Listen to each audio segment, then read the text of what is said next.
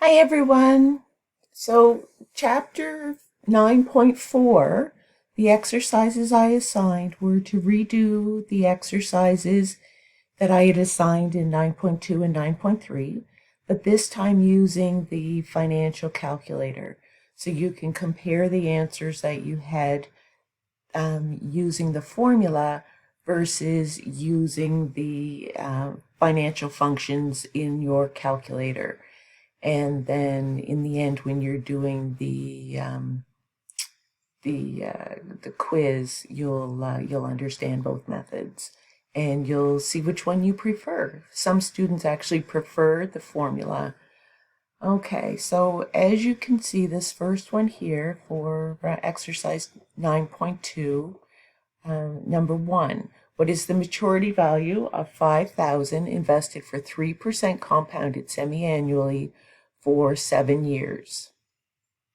So when we're looking at our financial calculator, I'm just reaching to get mine. We put in I like to start over to the left and work my way to the right. The way that the answer key is, they don't necessarily have it that way, but it's up to you. Some students prefer to do it looking at the question and putting the information in based on where it comes in the question. Some people, I prefer actually to write out what I have, as you know. So if I know what the N is, I put the N and then take that information and put it in the calculator. So based on the answer key that they have, we would have 3 IY, because 3% is your annual interest rate. So now we need to go to the PY to change the CY and the PY. And if you remember, you do that by going second.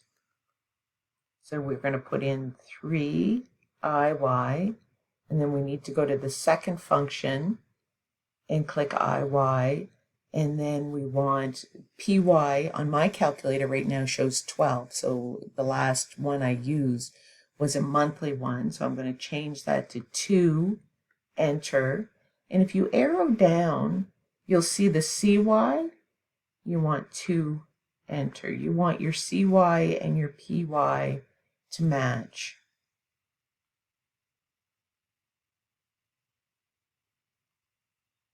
So once you put your 2 and your enter, and if you arrow down, you can see that your PY and your CY are the same. Then we want second quit to come back to the top functions. And then we've got 14N, and we have 5,000. We're going to put that in as a negative, so you want to hit your plus minus button because we've got $5,000 going out. And we want that in as our present value. Then we've got 0 payments, and then you want compute FV, and that's going to give you a positive number because that's the money that's coming back, and it's 6158.78. Okay. So it worked out exactly the same as it did with the mathematical calculation, with the actual formula.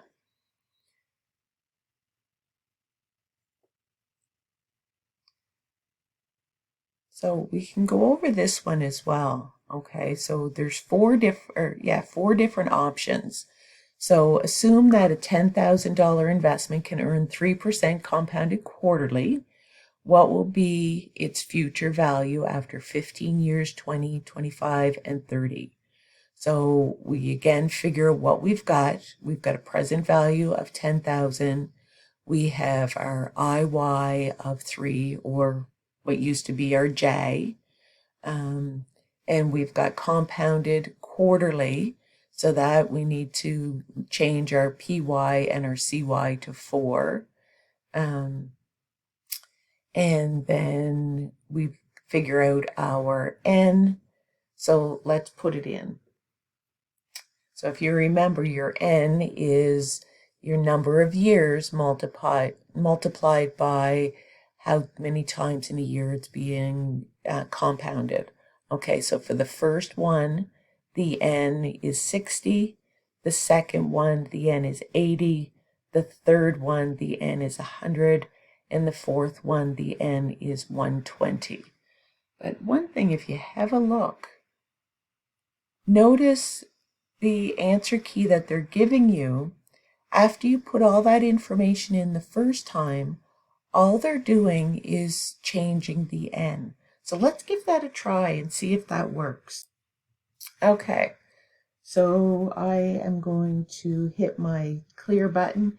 And another level of clearing that you can do is if you hit second and then the clear button, it's going to say clear your work. So anything that you have stored in there will be cleared out. So where we're going to be reusing the information in this question, don't hit clear work in between each of them because you want it to save your work. So let's give it a try. So if I hit 3IY, and then we have 10,000 PV, 0 payment. Now, we need our second IY, and our PY is going to be what? It's going to be 4, because that's how many times we're compounding it annually. So we want 4, and then enter.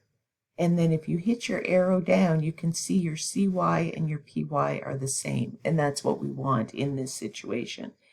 Okay, so then to come back up to the normal level or the higher level, you want second, and then CPT, which means second quit. Okay, so we're back up. Okay, so now if we hit 60 N, compute future value. It's giving us, if you put your present value in as a negative 10,000, it'll give you a positive future value. If you forgot to put your PV in as negative, then it's going to show your future value as a negative number. Okay, either one is okay. So your answer is 15,656.81. Now let's move on to the next one. It's got everything is the same except for the n. So let's not put anything in except a new n. So I'm going to push 80 n and then compute FV. It's changed my future value and it gave me the answer of 18,180.44. Let's try C. So we're going to put in 100 n. And again, it's keeping all that other information in there, and it's recognizing that the only thing you're changing is your n. Compute FV is $2,110.84. And then for the final one, 120 n, compute FV is $24,513.57.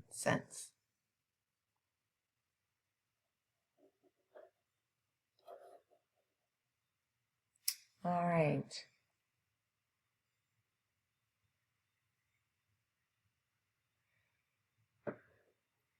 So for this one here, what's changing is the PY.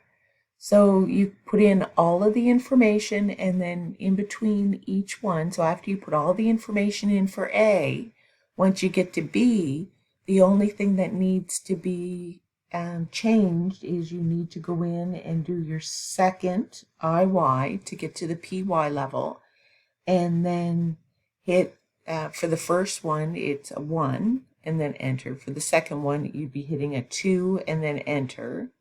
And then again, remember to come out of that level, so you'd hit second quit, and then you'd hit compute FV.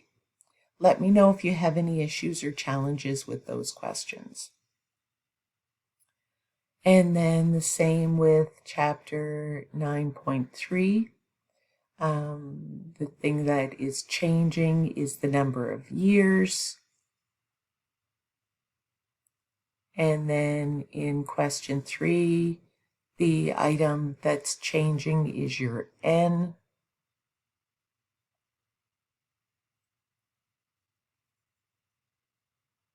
Five, it's just asking you to solve for the present value. So you have your future value. We're going to compute our present value. Same with number 9. We're computing present value. That's the difference between 9.2 and 9.3. In 9.2, we were solving for future value. 9.3 questions, if you remember, we were solving for present value. And then exercise chapter 9.5, we have Krista invested $18,000 in a 3-year regular interest GIC. Okay, so it's telling you what tool she's using. So that's really the difference in this question, is they're talking about a guaranteed investment certificate earning 4.2% payable semi-annually. So it's being compounded semi-annually. What is each semi-annual interest payment? Okay, so semi-annual interest payment, we just need to figure out what the interest is, and you know that it's 4.2% compounded semi-annually multiplied by the 18,000, so there is your 378 for your interest. Question number 5, we have a trust company offers 3-year compound interest GIC earning 4.8% compounded monthly or 4.9% compounded semi-annual. Okay, so it's looking at a choice. Okay, you the consumer, you the customer have an option. Okay, so you walk into a trust company or a bank and they're offering you a 3-year compounded interest GIC. Okay, but the 2 options you get to choose between is 4.8% compounded monthly or 4.9% compounded semi-annually. Okay, so as you can tell, the compounding times per year is different, and the annual interest rate is different by 0.1%. So if you try it either mathematically or use your finance calculator, you can see that if you're compounding, if you're using the 4.9% and it's only semi-annual, your future value is still higher. Okay, so the investor should choose 4.9% compounded semi-annually, since it would produce a larger maturity value, but not by very much. Okay, so give that question a try and make sure you're able to put the information in to your financial calculator as well as calculating it manually. Okay. So we have one more question, which is question number 19.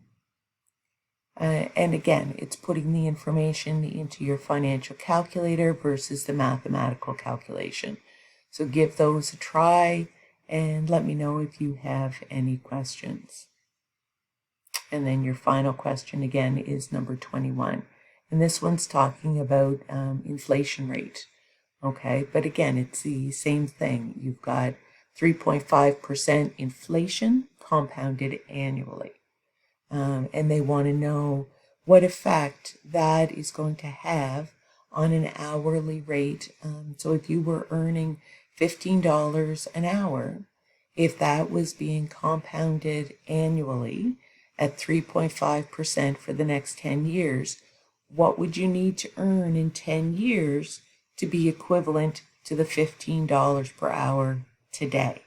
And the answer comes out to $21.16. Okay, so that's a good indication with our inflation rate increasing over the last few years, why our minimum wage is continuously going up. It's not quite keeping up with inflation, but it's close. Thanks, everyone.